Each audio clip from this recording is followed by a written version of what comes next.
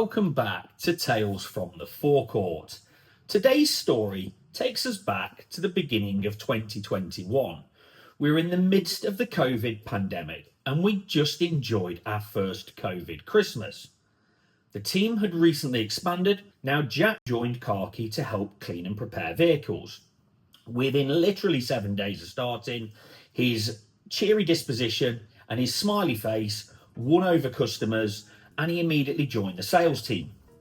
Now, one of the things we would say is because he was the last to the party, he would be given the shitty end of the stick and have to do some of the jobs that no one else wanted to do. These tasks involved cleaning up, and secondly, he'd be relied upon to do the deliveries of vehicles. This could be locally to as far as Scotland and the other side of Wales. So it was a cold winter. Now, at the time, we just won Car Dealer of the Year at the Used Car Dealer Awards, and things were good, things were great. The weather was turning, the sun was coming out, and as the snow started to thaw, business began booming again.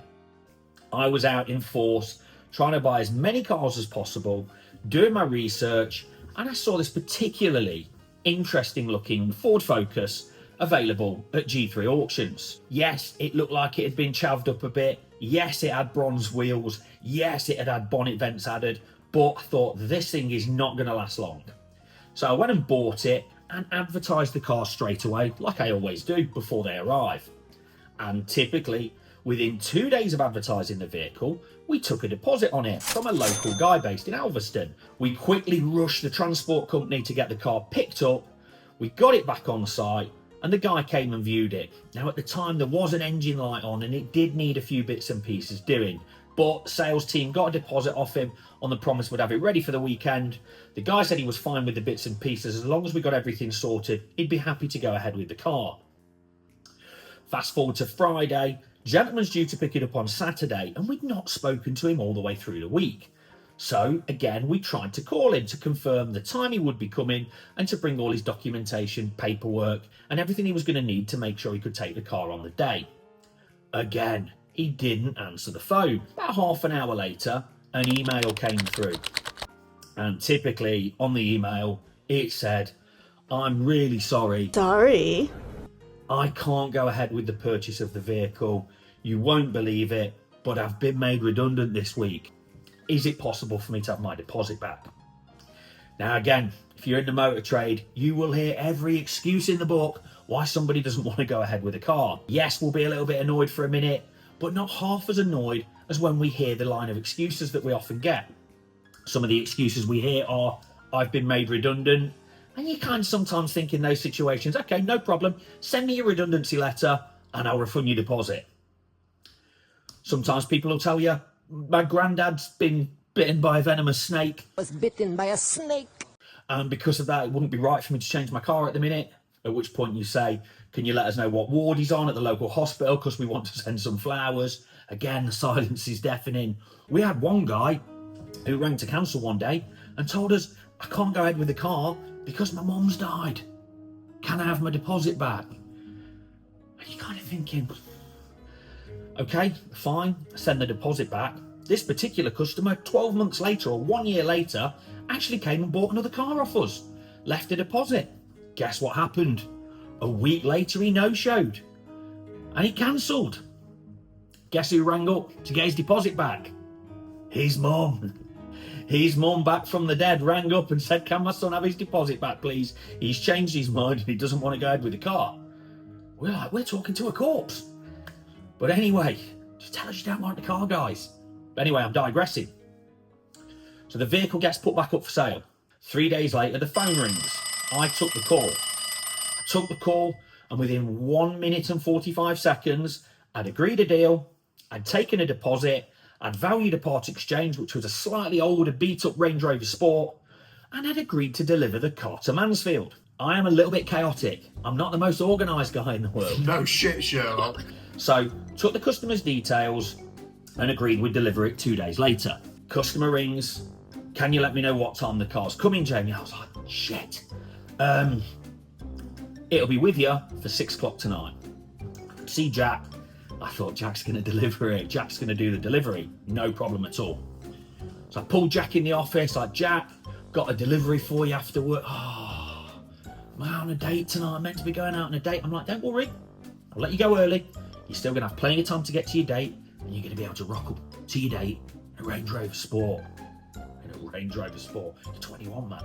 Imagine that, turning up at a date and you're in a Range Rover Sport. Killing it. So he's like, yeah, all right, fine. Okay, fine. Jack gets in the car. It's about 4 o'clock, 4:30. And we send him on his way. He's got the paperwork, he's got the customer's address, and away he goes. So Jack gets to the delivery address on the invoice. When he pulls up, can't see a Range Rover Sport anywhere. But he can see the house, but what he can see is a drive.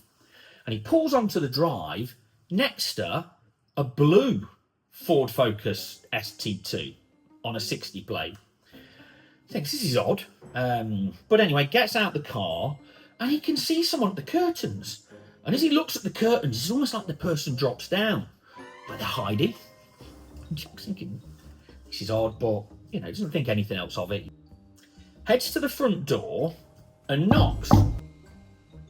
No answer. Can hear a dog barking, but no answer. This is odd. So he knocks again. And again.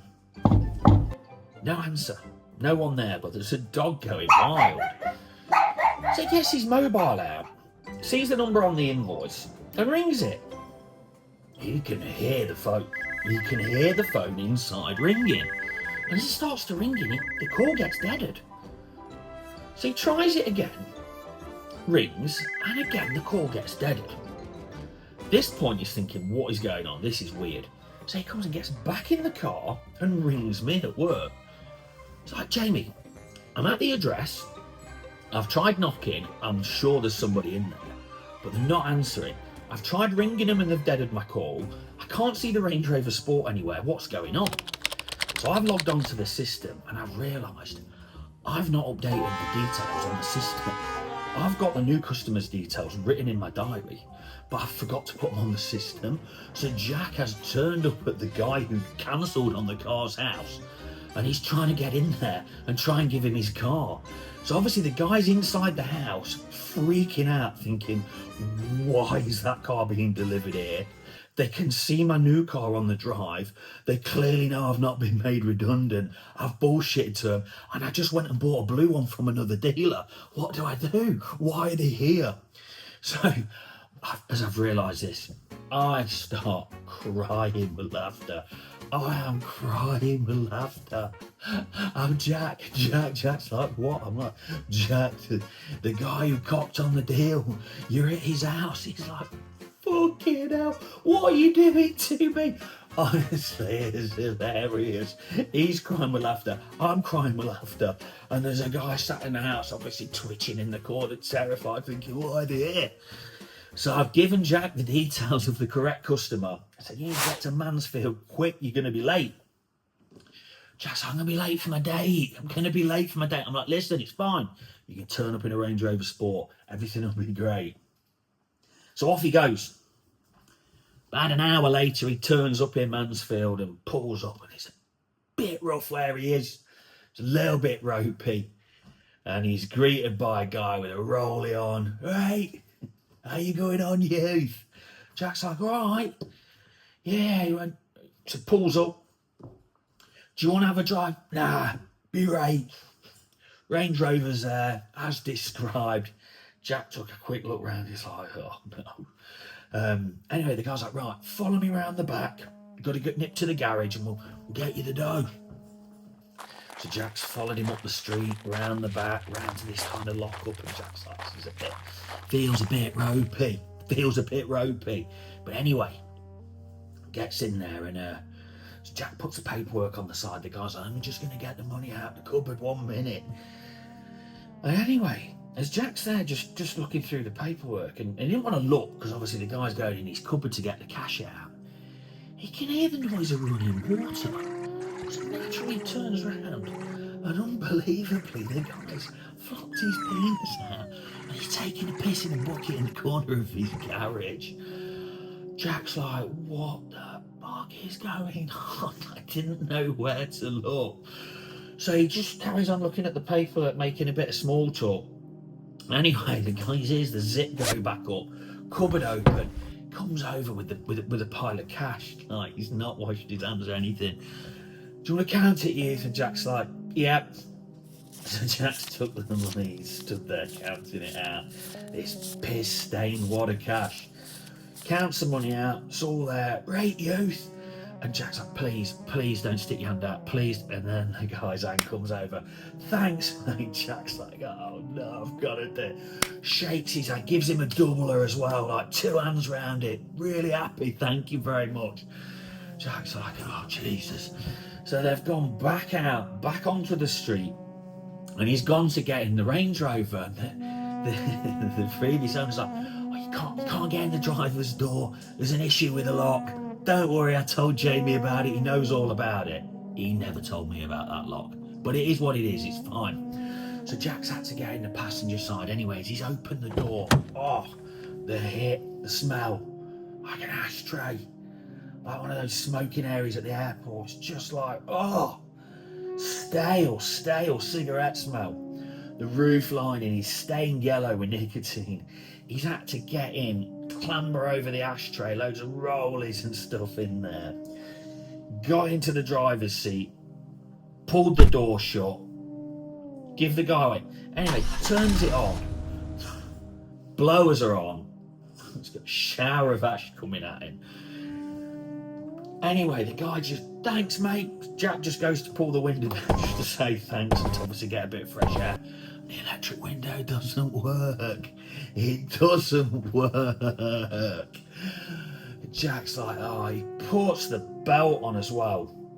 And again, smears his top with like a line of tar and just mess and ming. Jack is like, this is disgraceful. So Jack's left the estate and he's on the way home. I'm also on the way home at this point, and my phone rings. I looks down, it's Jack. How you going on, mate? You okay? Trying to keep it light, you bastard. You sent me to deliver a car to the wrong address, to a guy who's probably still sat hiding behind the sofa of his house, thinking that I was trying to force him to buy a Ford Focus that he clearly didn't want to buy. I've then had to drive to Mansfield, to a slightly rough estate. I've pulled up, I've been taken into a garage, I've watched a guy piss in a bucket, I've had to count out some piss-stained notes, shake a pissy hand, and then get in this absolute abomination that I don't know if it's going to make me home, and I'll stink of cigarettes, and because I'm late for my date, she's told me to forget it and not to bother. So no, I'm not okay. I was like, don't worry about it, you. All another day in the motor trade. See you tomorrow, bright and early, brother. And dump the car. So what have we learned from today's Tales from the Forecourt? I think we can take 3 valuable lessons from today's story. The first lesson. Make sure your paperwork's in order so that you don't try and deliver a car to the wrong customer and the wrong address. Second thing, if you're a customer and you're cancelling, just say you don't want the car. We might be grumpy, we might be mardy, but we'll give you the deposit back and we'll move on. You don't have to tell us that you got abducted by aliens, that you've had your legs amputated, or that you got made redundant, often on a Sunday. Buys the car on a Saturday, rings on a Monday to say they've just been made redundant on the Sunday. Oh shit, we know. Just tell us, don't insult our intelligence. Say you don't want the car. But thirdly, most important lesson is, in the motor trade, you have to expect the unexpected. You never know what's going to come next. You've got to keep your wits about you at all times. And if a customer decides to get his penis out and take a piss in a bucket, you need to be ready for it and you need to not let it faze you. So anyway, thank you for watching this week's Tales from the Forecourt. Please hit the subscribe button wherever it may appear, and we'll see you next time with more unbelievable, incredible, exciting Tales from the Forecourt. Good evening. Here we have the lovely Range Rover Sport.